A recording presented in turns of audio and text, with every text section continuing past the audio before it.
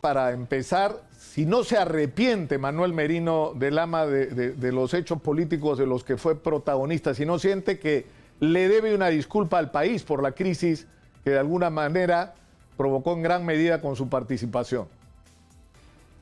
Bueno, lo que yo podría decir es que me siento orgulloso y decentemente agradecido de mi pueblo de Tumbes, de los 130 parlamentarios, la decisión valiente que tomaron de vacar a un personaje que estaba siendo denunciado por corrupto y por coimero, que creo que los peruanos no merecíamos que se mantenga un momento más en la presidencia de la República. Y sobre los hechos que han acontecido posteriormente a eso, yo quiero que se investigue profundamente y que se encuentren los responsables, porque esto no ha sido casual. Este tema ha sido organizado, ha habido una conspiración, que es lo que ha dado como consecuencia que los propios líderes políticos afines al señor Vizcarra, que medios de comunicación, que empresarios apoyen esta marcha que dio como consecuencia la pérdida irreparable de 2 jóvenes. Sobre eso creo que era un deber del Parlamento Nacional. Manuel Merino era presidente del Congreso y tenía la obligación de cumplir estrictamente lo que la Constitución manda. O sea, pero para entendernos, o sea, primero Manuel Merino no se arrepiente, le parece correcto lo que se hizo y los hechos, es decir, las protestas que fueron nacionales, que fueron masivas, que fueron multitudinarias, en realidad han sido una conspiración. Exitosa. ¿Movida por quién? Nicolás. ¿Movida por quién? Nicolás, nosotros los que somos dirigentes agrarios perfectamente sabemos las contingencias que se necesitan para una marcha.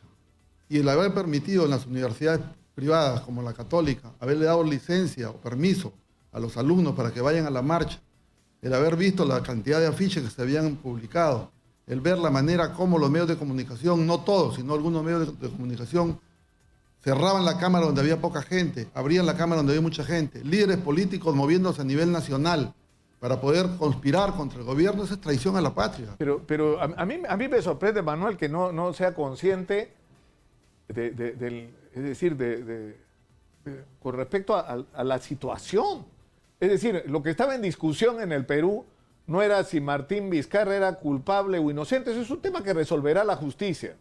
Y yo creo que en el propio Congreso de la República y en la mayoría del país hay la percepción de que hay elementos de juicio suficientes para que este hombre sea procesado y que la justicia actúe con él sin ninguna discriminación como contra...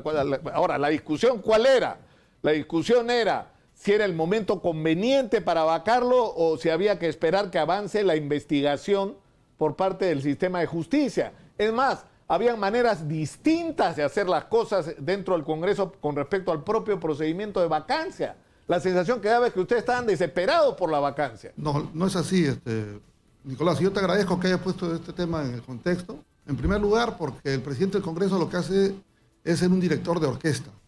Como presidente del Congreso, yo no puedo detener absolutamente ninguna iniciativa por parte del Parlamento. Recordemos que esta vacancia se da como conocimientos y empieza a proceder cuando los propios medios de comunicación afines al señor Vizcarra sacan al descubierto testigos protegidos, sacan al descubierto chats donde había una comunicación permanente sobre las coimas que el señor Vizcarra estaba cobrando.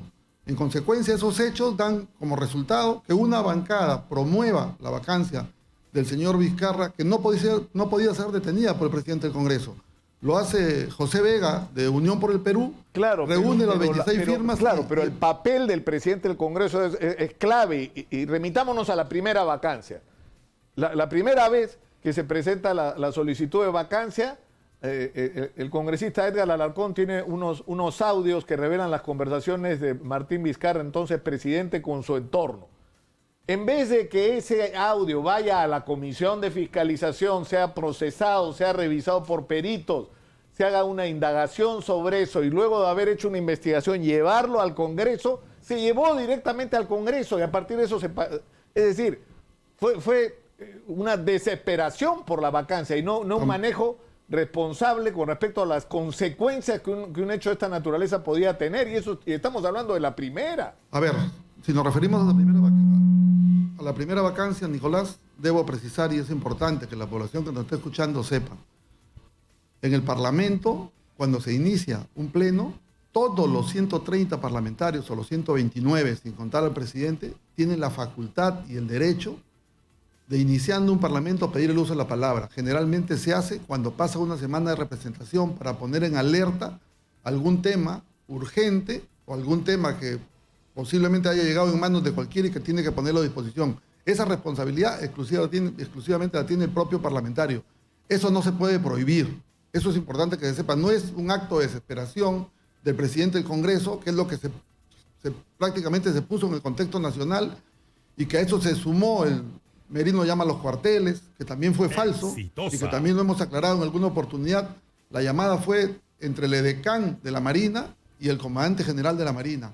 ¿Quién llamó a quién? No lo sé yo, pero a mí me dieron el teléfono en un momento de crisis interna del propio Congreso, porque luego de los audios publicados por el señor Alarcón, naturalmente se suspendió, se declaró en sesión permanente, fuimos a un consejo directivo y había que determinar qué hacer. Se trajeron los peritos especializados para que vean si esos audios habían sido adulterados, cuál era la razón de esos audios, y en consecuencia, en ese tiempo, que fue aproximadamente 12 horas, es que saliendo de mi oficina sucede estos hechos, que luego en el contexto nacional se pone de que Manuel Merino había llamado al comandante general de la Marina y que le había dicho: voy a sucederlo en el cargo al señor Vizcarra y quiero su respaldo, y eso era falso. Manuel Merino lo único que habla con el comandante general es decirle que había un problema que se iba a tratar de acuerdo a la Constitución y el reglamento y que simplemente no era más. Claro, pero era... Entonces, decir, ese contexto... No había que decirlo. Nicolás, ese contexto malogra la imagen de Manuel Merino. Y a partir de ese momento empieza toda una conspiración contra Manuel Merino, porque luego sucede el voto de confianza. Las consecuencias de lo que ha vivido Manuel Merino son resultado de sus propios actos. Yo creo es decir, había una decisión, y yo creo que las circunstancias críticas son las que ponen a prueba los líderes. Repito, es evidente la carga que hay desde el punto de vista procesal contra Martín Vizcarra. Es más, hay 3 investigaciones fiscales a la cual se va a sumar en los próximos días una cuarta, ¿no?, que tiene que ver con otra empresa constructora que lo acusa exactamente de lo mismo que Obrainsa e Ixa, además de la investigación sobre Richard Swing. La discusión es si era conveniente o no era conveniente en ese momento vacar al presidente de la República por incapacidad moral. Y ustedes decidieron algo que el país interpretó como no solamente equivocado. Ahora, a eso se sumó el nombramiento de un gabinete, discúlpeme Manuel, que no tiene nada que ver pues con la voluntad de los peruanos.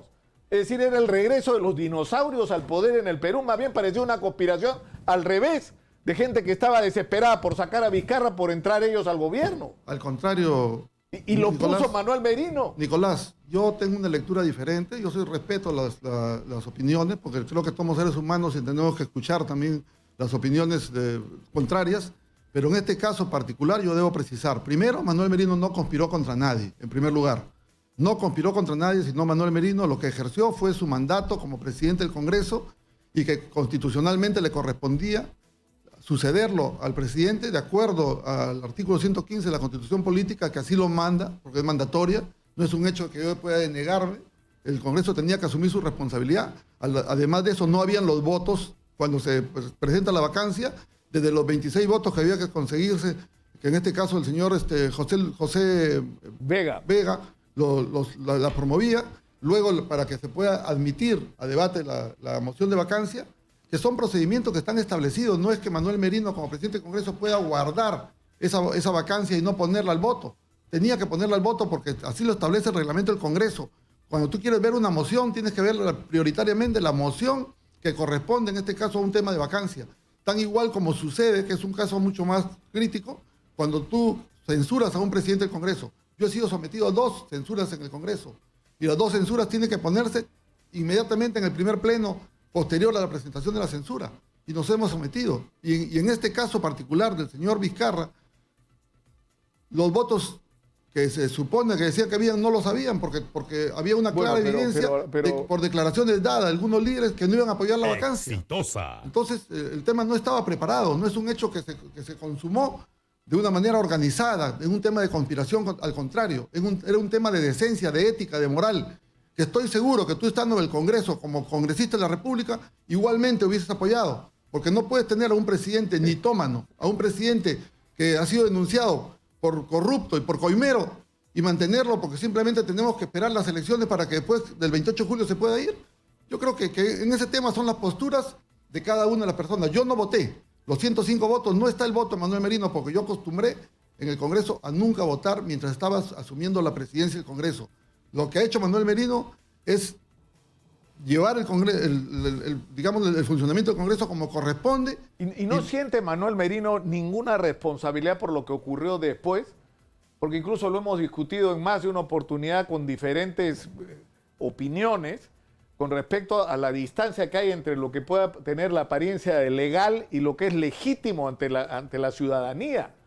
Es decir, la gente quiere que se haga una investigación y que Martín Vizcarra, si lo merece, reciba el castigo que todo corrupto debe recibir. Pero hay una discusión sobre si era conveniente o no era conveniente en esta circunstancia. Y la mayoría de la gente pensaba que no era conveniente aplicar una vacancia. Y si a eso se suma que quien entre en el gobierno es un gabinete puesto por Manuel Merino y encabezado por Antero Flores Arauz, lo cual fue interpretado por la sociedad como un retroceso en términos políticos, históricos, es decir, que lo primero que haga el presidente del Consejo de Ministros sea decir que hay que darle una nueva oportunidad a las universidades que perdieron su licenciamiento, siendo él abogado de una de estas universidades. O sea, eso fue ya la gota que rebalsó el vaso. A ver, Nicolás. Eso ha sido incendiario. Eso es lo que ha empujado a la gente a la calle. No, Nicolás, yo creo que la lectura tuya, quizás lo entiendo como periodista, pero la lectura nuestra, yo que he estado, digamos, dentro, la lectura es diferente hacia lo que hemos visto y hacia lo que ha sucedido. Si bien es cierto, el desliz o la declaración hecha por el presidente del Consejo de Ministros no fue la más adecuada, que podríamos ponerle como condición de que eso exacerbó los ánimos, yo dificulto. El tema ya estaba preparado. Recordemos que una vez que se da la vacancia del señor Vizcarra, los medios de comunicación de una manera masiva, no todos, pero los que mayoritariamente han tenido acercamiento al gobierno, empezaron a pasar las 24 horas, las pequeñas marchas y las grandes marchas, que naturalmente tenemos que respetarlas. Todos tienen derecho a marchar, pero también hay que ver cuáles fueron las antesalas de todos estos hechos. Las antesalas eran poner a Manuel Merino como que era un golpista. En segundo lugar, hacer toda una movilización logística financiada. Eso sí tenemos que decirlo. El que hayan ido a mi domicilio. Pero financiada, ¿por qué? ¿Usted cree realmente, Manuel, que Brian e Inti, estos chicos que fallecieron, recibieron dinero para ir a la manifestación? No confundamos. Yo respeto a los jóvenes que han marchado. Naturalmente, el 90% pero si son está jóvenes... diciendo, Manuel, que marcharon empujados por las universidades que les dieron licencia, pero si todo el mundo está, no hay clases presenciales, los chicos con esfuerzo y dificultad están estudiando. Nicolás, las intervenciones de la policía, de haber encontrado en las zonas imprimiendo afiches donde decía muerte de Merino, Merino corrupto, Merino no me representa, son propios de una iniciativa de los jóvenes, ellos fueron y financiaron. Los jóvenes salieron a marchar, pero han utilizado por lo menos un 10% de gente infiltrada, que es lo que tenemos que pedir que se investigue y que se encuentren los responsables. No podemos permitir que el alcalde de Lima diga que días antes diga que todas sus cámaras funcionan y donde mataron a uno de estos jóvenes diga mis cámaras no funcionaron porque estaban en reparación y termine despidiendo a un funcionario como responsable de un hecho que le compete directamente a la municipalidad para darle tranquilidad a todos. Pero para entendernos, o sea, Manuel Merino no considera que ha cometido ningún error, sino considera que ha sido víctima de una conspiración financiada ¿por quién? Insisto en la pregunta. Hay que empezar a ver que las marchas las han financiado y las han promovido los gobiernos regionales, las han promovido los propios prefectos, las han promovido gente allegada a los líderes políticos. Recordemos quiénes son los que han estado en las marchas. Hemos encontrado congresistas de la República del Partido Morado. Hemos estado altos políticos que están compitiendo en este momento a la presidencia de la República. Se ha manifestado el señor Ollanta, se ha manifestado el señor Forsyth, se ha manifestado el señor Guzmán y varios de ellos más. O sea, promoviendo que vayan a las marchas cuando estábamos en un estado de emergencia, donde estaba prohibido tener menos de 10 personas juntas. Pero es que la gente estaba indignada y que los políticos hayan tratado de aprovechar la circunstancia para ganarse alguito de la campaña electoral. Nicolás, es otra cosa. Nicolás. Pero Manuel, es que es innegable que había una indignación y encima sale el ministro de Educación a decir que estos son terroristas. lo cual simplemente ya si Nicolás, faltaba algo de combustible, terminó de echarle ese combustible. Nicolás, la gente estaba molesta, la gente no quería que ocurra lo que estaba ocurriendo. Nicolás, la gente no quería a Manuel Merino de presidente. Las marchas, era tan difícil de recibir ese mensaje. Entonces, ¿cuál sería la diferencia? Si vayamos al hecho, ya no, a Manuel Merino no lo querían porque constitucionalmente no le correspondía. Sí le correspondía al señor Sagasti, que era una minoría que tenía 8 congresistas en su grupo político. Es un contraste que no podemos dar un tipo de comparación, tenemos que verlo a ese nivel.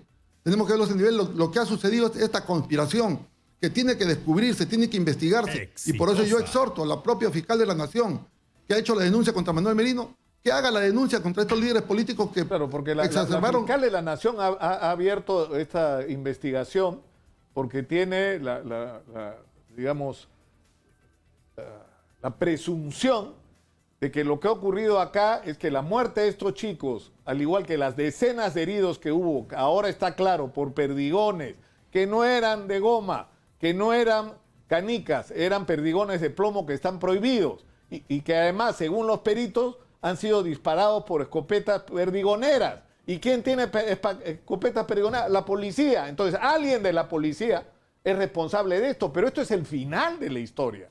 Es decir, cuando el ministro... El presidente del Consejo de Ministros dice: hay que restablecer el orden, Antero Flores Arao, hay que recuperar las calles. ¿Ah? Y el mensaje del ministro de Educación es: son unos terroristas. Entonces, ¿cómo puede interpretar eso la policía desde el punto de vista de su actuación?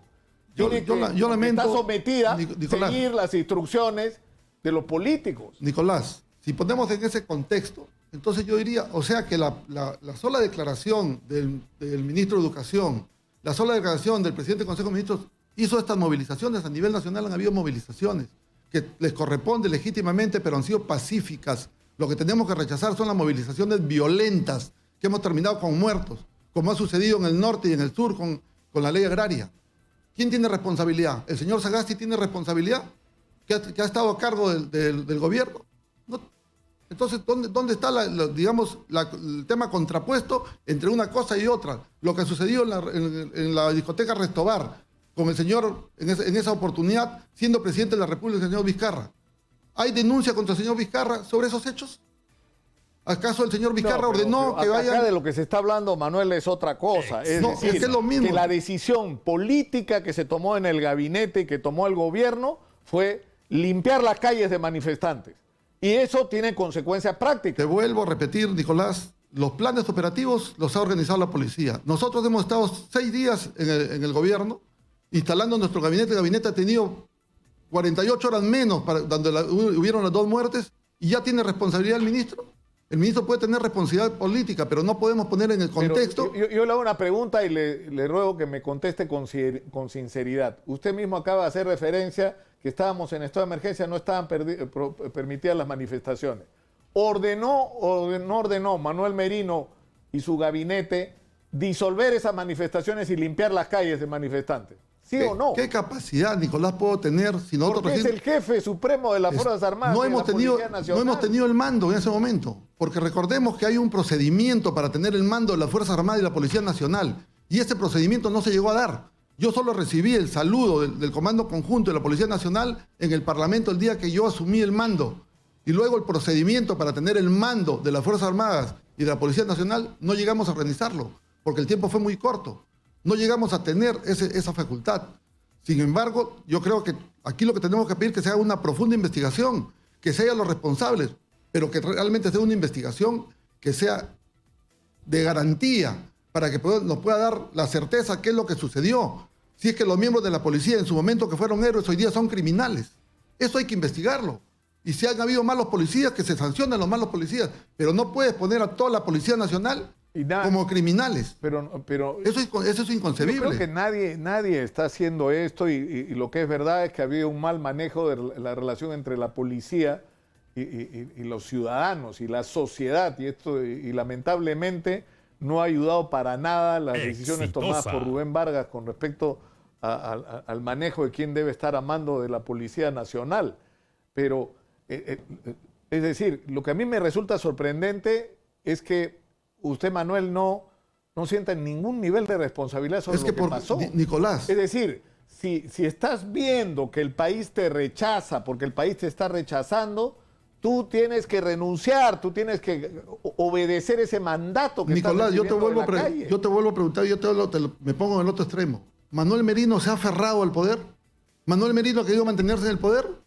En ningún momento. Manuel Merino ha tenido 6 días y en los 6 días hemos hecho lo que teníamos que hacer en el sentido diligentemente como presidente de la República, en el marco estricto de nuestras funciones. Hemos sacado la AFP, hemos sacado el 2% para los gobiernos regionales. Y en el plan operativo, la policía tenía el plan operativo, no lo tenía Manuel Merino. Ni Manuel Merino tenía la facultad para llamar por teléfono y pedir que hagan represión contra los niños. Lo que no puede ser, Manuel, es que vuelva a ocurrir que al final de esta investigación, que más o menos es previsible por lo que entiendo, ayer precisamente hablaba con personas que están siguiendo esta investigación, que todo indica que efectivamente fueron policías los que dispararon y que la responsabilidad no solamente alcanza a quienes dispararon, sino a los mandos que permitieron que esto ocurriera, porque sabían que esto es una práctica que no ocurrió solamente en otra oportunidad, sino en otros conflictos sociales. Lo que está pasando... Pero una vez más, ¿qué va a pasar? Nicolás, que la policía va a pagar el pato y que los políticos se van a lavar las manos. Nosotros tenemos la culpa. ¿Murió alguien? No, Nicolás. Yo no sé nada. De ninguna manera... Yo solo era el ministro o el presidente, pero no sé. De ninguna manera. Nuevamente te vuelvo a decir, de ninguna manera yo creo que las cosas deben ser así. Lo que no podemos permitir es que de la mentira se quiera hacer verdad. Lo que se está haciendo aquí en el Perú en este momento es hacer rebotes solo de cuentos. Diarios como por ejemplo La República te saca cuentos y te los empieza a rebotar los afines a ese diario. Y empiezan a pasártelo en los medios de comunicación, de la mentira hacer la verdad. Y eso hay que rechazarlo. Los que queremos un cambio en el Perú no podemos permitirlo. Y vuelvo a repetir, un coimero y un corrupto no puede estar dirigiendo el país. Y lo que ha pasado, que el señor Vizcarra estaba denunciado por corrupto y por coimero. Y eso tenemos que tenerlo muy en claro. Yo no creo que el haber movilizado al señor Vizcarra se haya caído la economía del país. La economía del país ha sido por una lamentable situación mal llevada por el propio señor Vizcarra, donde a nivel mundial el millón por habitante en la plaga de la pandemia del COVID-19 estamos en primer lugar. La economía del Perú se ha quebrado porque ha habido un mal manejo, porque nos han puesto hospitales blancos que funcionaban 2 meses y pagaban el funcionamiento 3 meses y los desbarataban. Ha sucedido en Tumbes, ha sucedido en Piura. Y nos han tenido confinanciados a todos y lamentablemente esa situación lo que ha hecho es que quiebre la economía del país, que tengamos una situación complicada para todos los peruanos y eso definitivamente creo que no podemos permitirlo. Los hechos que sucedieron tenemos que asumirlo de esa forma. Los políticos, Manuel, tienen que ser conscientes de que las decisiones que tomen tienen que estar sintonizadas con el país que están en la obligación de dirigir. Y estaba claro que la principal preocupación del país en esta circunstancia era que se encuentre el camino para que no se libre de una investigación y de la sanción correspondiente a Martín Vizcarra, pero no se ponga en riesgo ni la salud ni la economía de la gente. La gente estaba desesperada por el avance del COVID y por el otro lado por las catastróficas consecuencias que ha tenido la pandemia en la vida de los peruanos cotidianamente. Exactamente. Lo que resulta increíble es no tener esa comprensión. Al contrario. Y en todo caso, lo mismo ya. Si usted está convencido de que Martín Vizcarra es un corrupto, como podría estar convencido yo, hay que hacer los procedimientos de manera adecuada. Tienen que ser acompañados por la sociedad. ¿Qué les costaba hacer una investigación de 60 días sobre Martín Vizcarra? Nicolás. Y que la conclusión de esa investigación compartida por todo el país se diga, bueno, señores, ¿qué hacemos frente a esto? Nicolás, ¿Lo vacamos o no lo vacamos? Esa decisión no la ha tenido Manuel Merino, de la opinión que tú estás dando. Pero en segundo lugar, yo quiero poner en el contexto... Manuel Merino ha sido el beneficiario de esas... No, al contrario. En absoluto. Al contrario, yo he venido cumpliendo mi función y nuevamente vuelvo a repetir, me siento orgulloso y le agradezco a mi pueblo que me eligió para haber estado en este momento crucial de las necesidades que el país necesitaba. Y yo me pongo en el otro contexto. ¿Acaso en el tema del COVID-19, las acciones que ha venido haciendo el gobierno, primero 6 meses solo y luego acompañando a este nuevo Congreso, han sido las más adecuadas? ¿Hemos tenido las plantas de oxígeno? ¿El tema de las vacunas que estamos el día de hoy discutiendo fueron atendidas adecuadamente por la responsabilidad que tenía el presidente de la República? ¿Cuáles son las condiciones de los muertos que hemos tenido? ¿Ha habido un buen manejo? Yo creo que esos hechos son los que tenemos que empezar a calificar, más allá que tengamos que esperar que el señor haya hecho un direccionamiento al proceso electoral. No solamente hay una discusión sobre el procedimiento que utilizó el Congreso de la República para vacar a Martín Vizcarra. Es legítimo y legal. el procedimiento. Esto de que es legal es una discusión. Y es una discusión porque yo soy de los que creen que hay que cambiar la Constitución del Perú. Entre otras cosas, en este punto. No puede ser que el presidente en el Perú mate a alguien y no podamos acusarlo hasta que termine su mandato. Y no puede ser que la incapacidad moral permanente no esté definida. ¿Qué cosa es la incapacidad moral permanente? No lo dice la Constitución y debería decirlo. ¿Y cuál es el problema? Que esto deja librado a las circunstancias de mayorías que pueden ser, valga la redundancia, circunstanciales, el que un presidente siga o no en el gobierno. Eso está mal. Pero lo otro, lo que no tiene discusión, es decir, es la legitimidad, porque la legitimidad se ha probado en las calles, Manuel. El país entero ha salido en la calle, en todo el Perú. Te vuelvo a repetir, Nicolás. O sea, la legitimidad y la legalidad de Manuel Merino es negada por el pueblo. Y sin embargo, del señor Francisco Sagasti es aprobada. Es la misma secuencia. Lo que es más, yo creo que es bueno decirlo. Lo que nos han hecho tener miedo. Una prueba del sentimiento nacional es que quien está sentado en Palacio de Gobierno no es Martín Vizcarra. Y eso es la prueba de que la gente sospecha de él, la gente no confía en él y él se equivoca en su interpretación que tiene sobre lo que son los sentimientos de la inmensa mayoría de peruanos con respecto a él.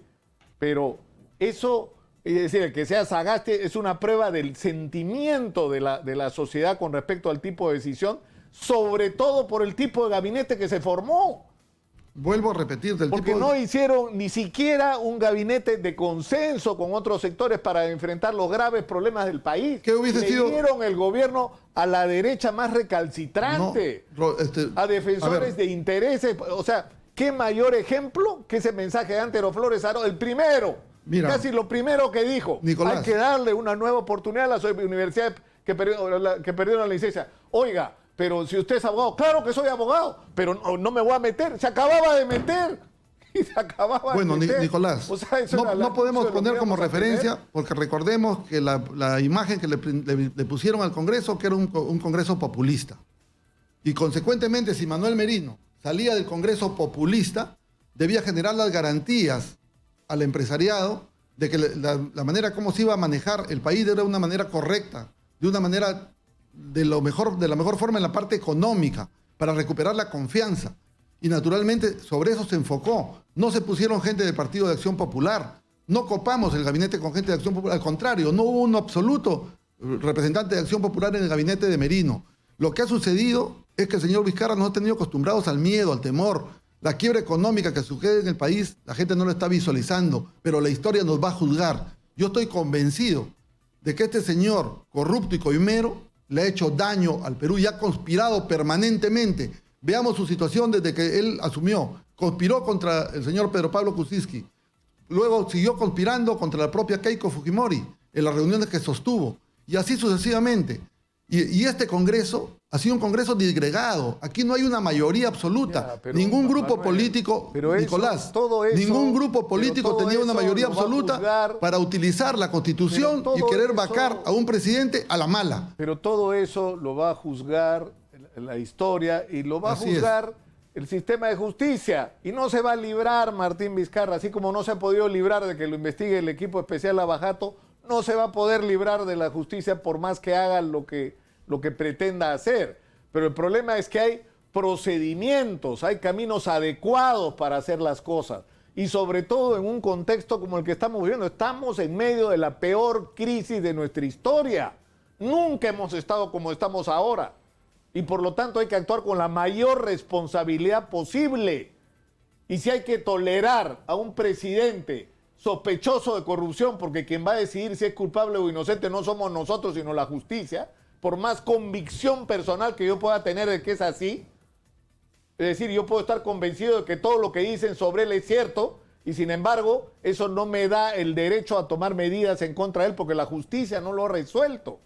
Entonces, ese es el problema que se tiene. Vuelvo a repetirte, Nicolás. ¿Cómo manejas una situación tan compleja? Requieres, sobre todo una cosa, Manuel, sintonía con el país. Y eso es lo que ustedes no han tenido.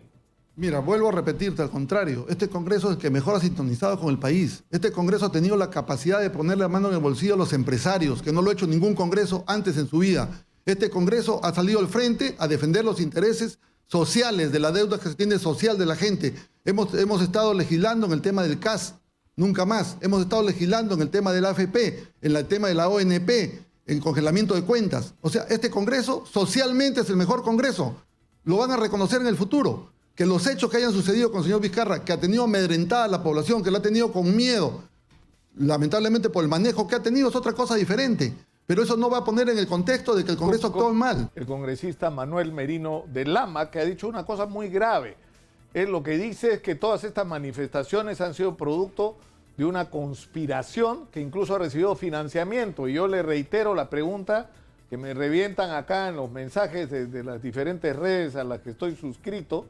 Y la pregunta es, ¿quiénes? ¿A quiénes se refiere exactamente Manuel Merino? Exitosa. Como componentes de esta supuesta conspiración. ¿Y quiénes habrían financiado la acción de lo que él ha llamado un grupo de infiltrados?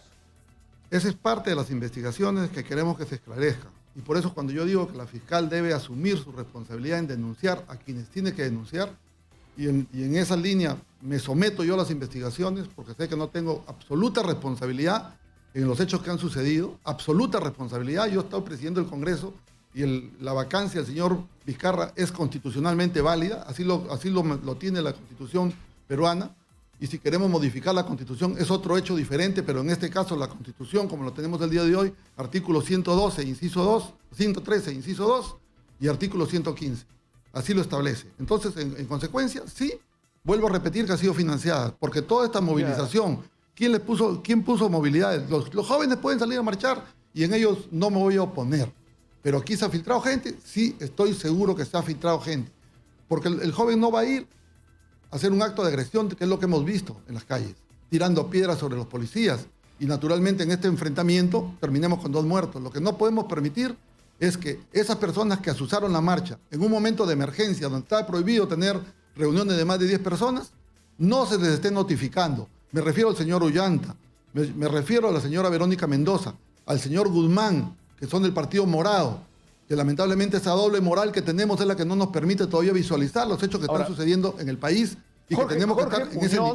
Jorge Muñoz ha dicho que se había llegado a una situación que se pudo haber evitado y había mucha indiferencia por parte de Merino para evitar estas cosas. Cuando sucedieron las muertes de los muchachos, él tampoco tuvo una actitud ni parecía arrepentido de una cosa así.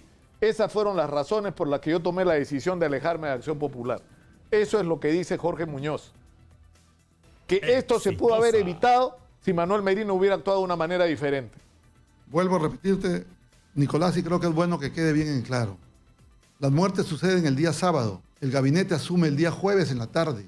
Hemos tenido sesión del Consejo de Ministros y en esa sesión de Consejo de Ministros cada ministro iba a incorporarse a su ministerio porque había habido un abandono por parte del gobierno del señor Vizcarra. Y cuando digo un abandono es porque se habían ido los ministros, porque los ministros habían dejado sus cargos, que eso es inusual. El ministro tiene que quedarse a cargo de su responsabilidad hasta que asuma un nuevo ministro. Aquí no, abandonaron el cargo. En la presidencia del Consejo de Ministros no había una sola persona. En Palacio de Gobierno solo estaba el secretario general. Entonces, en consecuencia, aquí había una traición a la patria sobre un hecho legal que ha sido una vacancia presidencial. Pero Manuel, vamos a regresar y sobre los hechos sobre la legalidad de la vacancia hay una controversia, porque es una controversia. ¿Por qué? Porque no está definido que es incapacidad moral permanente. Es que un tema controversial. En su momento... Donde no hay discusión, es en la legitimidad, pues. O sea, ¿cómo va a tener legitimidad una decisión que el país entero rechaza en la calle y que termina como terminó? Nicolás. O sea, la gente no iba a dejar la calle hasta que Manuel Merino no renunciara. Ya, ¿y por qué Manuel Merino tenía que renunciar? A ver. Porque la gente no quería que esté ahí. ¿Quién conocía a la gente a Manuel Merino si yo vengo de un departamento pequeño como es Tumbes y asumo la presidencia del Congreso? Porque se ha puesto en el contexto lo que ha sucedido en el Parlamento, tú analízalo. Aquí la misión era de esos grupos infiltrados llegar al Congreso y quemarlo como sucedió en Guatemala. Esos grupos infiltrados son los que han ayudado a financiar la marcha. Y a eso se han sumado los empresarios. Porque recordemos que han habido los gerentes de bancos como del Banco de Crédito. Recordemos que a Merino no le podían perdonar porque así como tú dices que la responsabilidad del presidente del Congreso es haber asumido la presidencia, La responsabilidad del presidente del Congreso es haber permitido que las normas que se han aprobado en el Congreso no sean de la afinidad de los empresarios que se les ha tocado el bolsillo. Entonces Manuel Merino no podía estar. Pero sin embargo, el grupo político más pequeño, que tenía 9 congresistas, que hoy día asume la presidencia y que tenemos que respaldarlo y tenemos que apoyarlo, ahí sí hay legitimidad. Ahí sí hay legalidad. Porque estás enfrentado a una crisis de tales proporciones donde finalmente tienes que hacer lo que la calle acepte.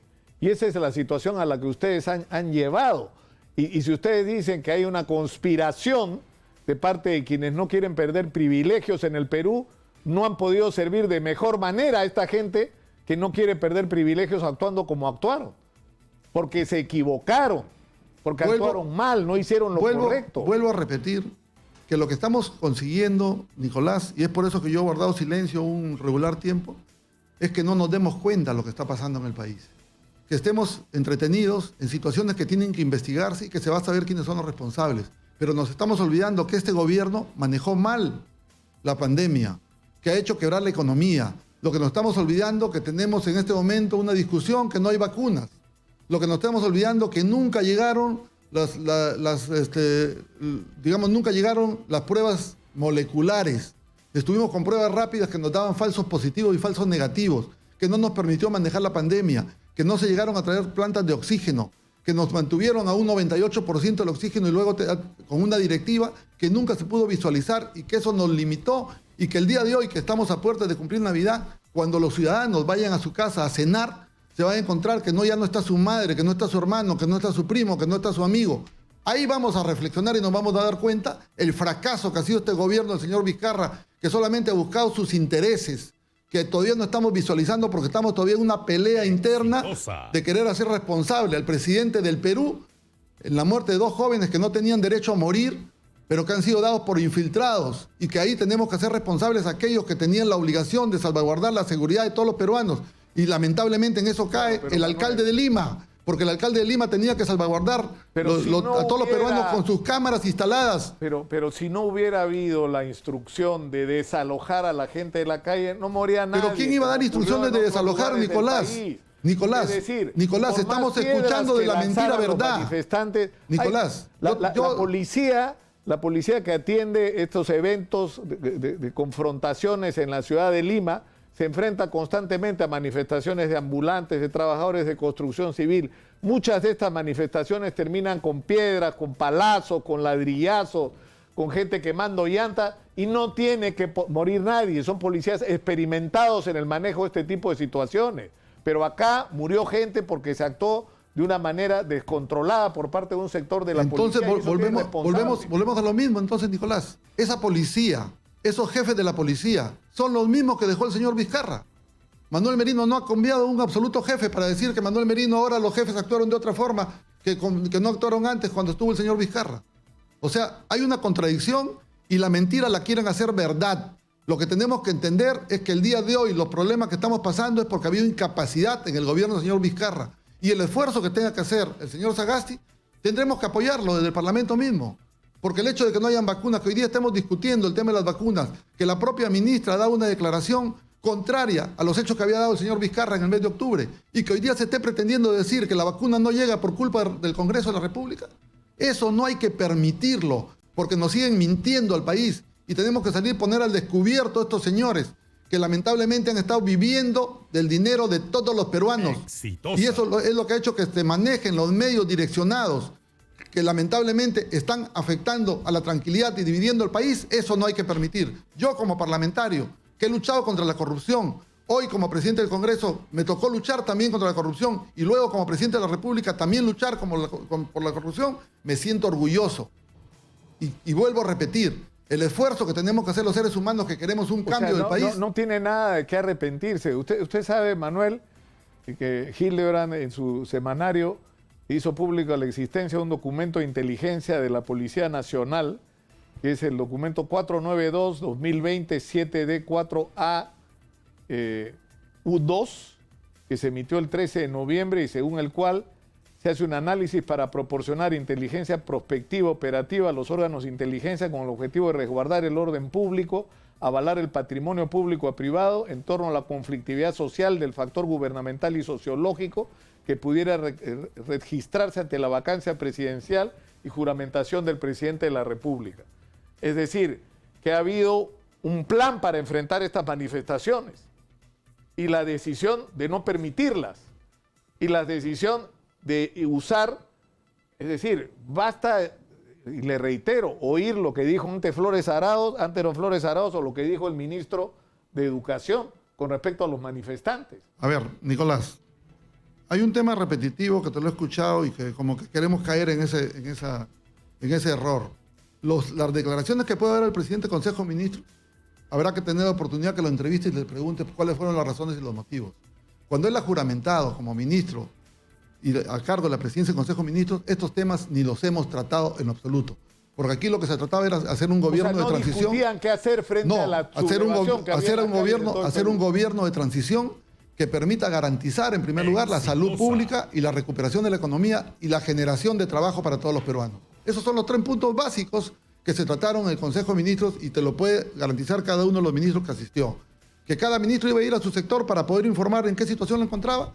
No llegamos a escuchar en qué situación encontraron cada ministerio de cada uno de los ministros porque el tiempo nos ganó y porque yo renuncié, porque yo no podía permitir que ataquen a mi familia, que le hagan digamos, cibernéticamente, que vayan a mi casa y que hagan un proyector, que lo pongan encima del banco de crédito, donde diga muerte Merino.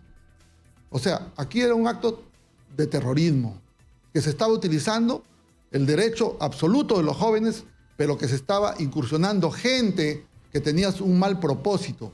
Tú muy bien lo has dicho, ese plan operativo del cual no tuve conocimiento, porque yo el día sábado, antes de que ocurran las muertes, convoqué al ministro de Interior y convocamos al jefe de la DINI para que nos pueda explicar cuáles eran las acciones estrictamente en el ámbito de lo que estaba pasando y poder tener el informe de las movilizaciones, de qué forma, porque ya había una denuncia de derechos humanos del día 12, que habían habido perdigones, para saber exactamente cuál era la razón y que la policía no debería ir con armas.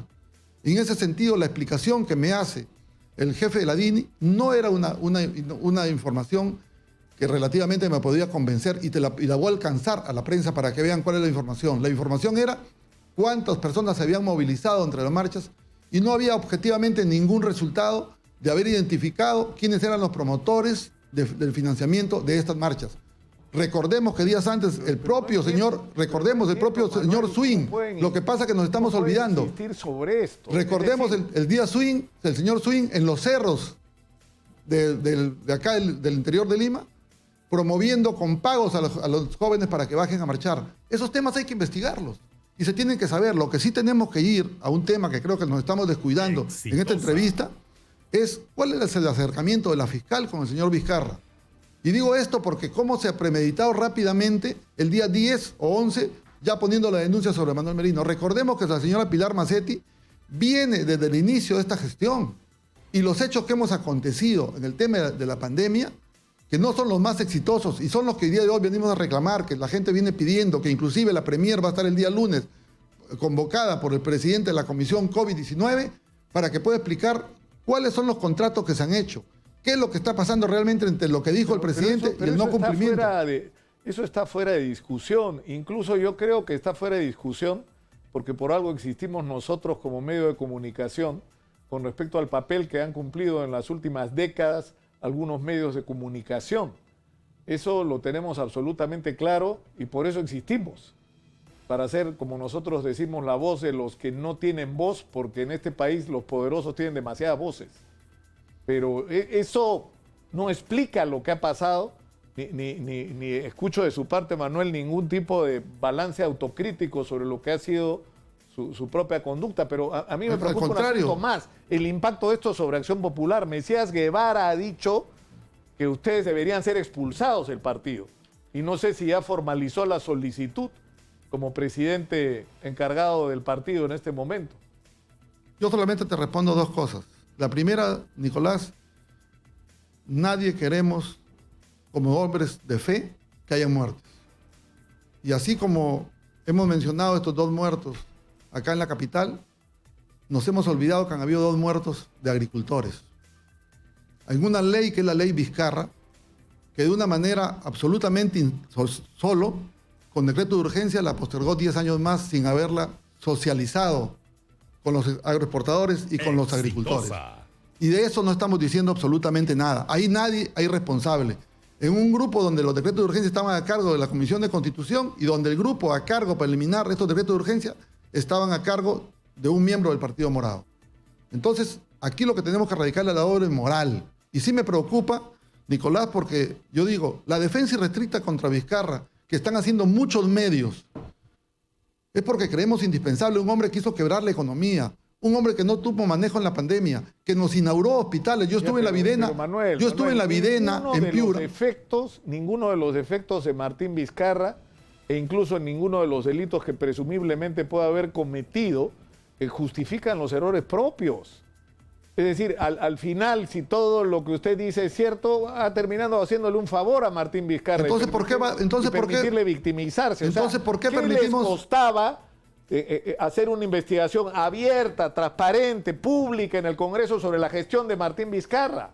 O sea, ¿por qué eso no era posible? ¿Por qué la desesperación de vacarlo? O sea, si hay la certeza de que ha cometido delitos, cumplir con los procedimientos sintonizados con el país en medio de una de las más grandes crisis de su historia. No debía ser tan complicado. Nicolás, el pensamiento es tan rápido de la gente. Yo lo entiendo. Cuando hay manejo de esta naturaleza en los medios, todos somos suspicaces. Yo, por ejemplo, con suspicacia te diría, ¿y por qué Nicolás defiende tanto a Vizcarra?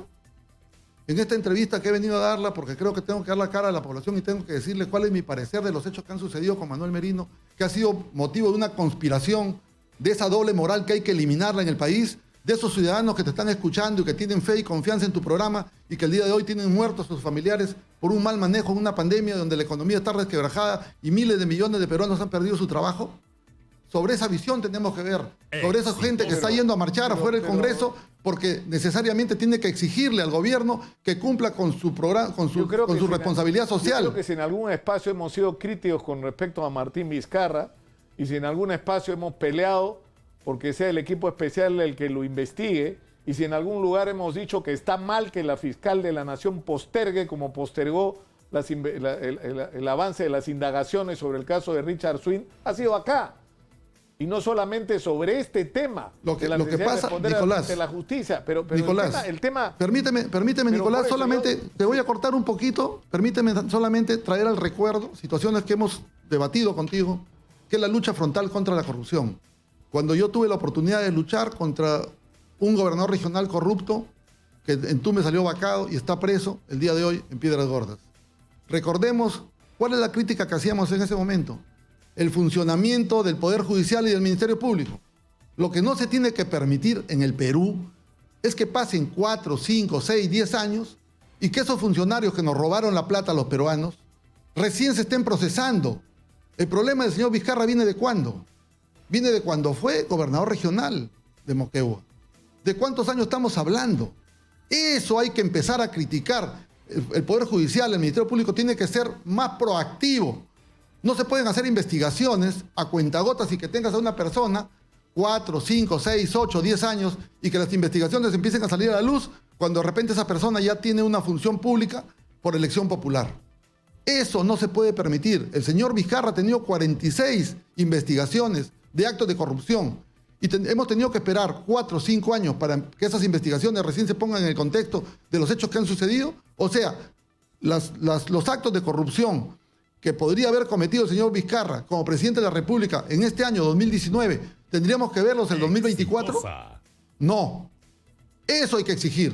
El Poder Judicial, el Ministerio Público, tiene que empezar a dar respuestas más rápidas para que la población se sienta satisfecha y se sienta representada. Ya, pero nada de esta discusión y de estos temas que está planteando Manuel Merino justifican lo que ha sido su propio desempeño personal. Es más, yo soy uno de los convencidos que hay que hacer ahora una investigación sobre todos los gastos realizados durante la pandemia. Lo hemos hablado con el Contralor General de la República. Las adquisiciones durante la pandemia han sido una de las mayores ladroneras de la historia del Perú. Las comisiones ilegales se han multiplicado. Cualquiera le ha vendido al Estado peruano. Proveedores de llantas han terminado vendiendo productos sanitarios. Proveedores creados para ganar una adquisición, un contrato. Es decir, ha sido una vergüenza y una ladronera nacional lo que hemos vivido y eso merece el mayor de los castigos porque no solamente afecta a la economía, sino a la salud de las personas. Pero estamos hablando ahora de otra cosa. De lo que estamos hablando es la responsabilidad de Manuel Merino frente a la gravísima crisis que atravesó el país en las últimas semanas. Y una de las consecuencias tiene que ver con Acción Popular. O sea, ¿qué va a pasar con Acción Popular? Si le creemos a las últimas encuestas, no van a pasar la valla electoral, no van a tener ni un congresista. Al contrario, Nicolás, en la última encuesta de Acción Popular para el Congreso le da el 8%. Está en segundo lugar a nivel nacional. La labor que se ha hecho en el Parlamento es impecable. Nosotros hemos asumido el Congreso en un momento difícil, donde estamos en plena Acción pandemia. Popular no los reconoce, están pidiendo que los expulsen. Pero ¿qué me puede preocupar, Nicolás? Te voy a dar respuesta de un personaje que está vencido su mandato como presidente del partido, que más bien su irresponsabilidad de él no nos ha permitido tener una renovación de autoridades exitosa de nuestro partido político. Ese personaje que lamentablemente hacía, acciones por sus propias necesidades, presupuestales, que a pesar de no tener una capacidad de ejecución presupuestal, le seguían haciendo transferencias económicas, son temas de interés propiamente de él, pero no del partido. El partido creo que está en otro nivel. Hoy día el partido ya eligió al congresista Lescano y todos los partidarios tenemos que apoyar al congresista Lescano. Que también ha sido muy crítico, que también estuvo en contra de lo que hicieron y que también, hasta donde entiendo, ha pedido sanciones contra ustedes. Nuestro partido es un partido democrático y creo que eso tendremos que debatirlo internamente. Tendremos que debatirlo internamente y la razón, el tiempo nos dará la razón. La mentira tiene patas cortas, yo de eso estoy convencido. Bueno, Y yo tengo las manos limpias y la frente en alto que me permite venir a tu programa y ir a otros programas más para poder exponer mi realidad de los hechos que han acontecido. Y vuelvo a repetir, Manuel Merino conspiraron contra él. Y no contra Manuel Merino, sino contra el gobierno, contra la presidencia de la República que presidía Manuel Merino.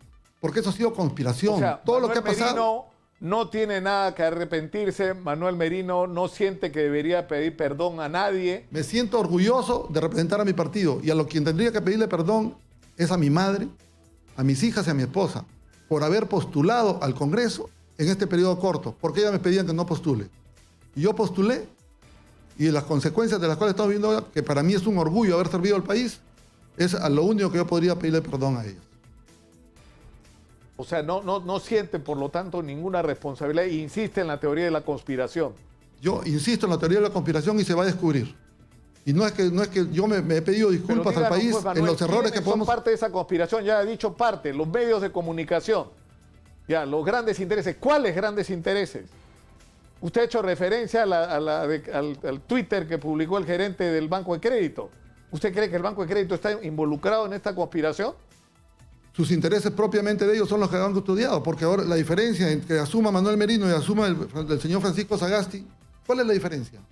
Que tiene títulos profesionales, que tiene más votos que Manuel Merino, que es más guapo que Manuel Merino. ¿Esas serían las diferencias?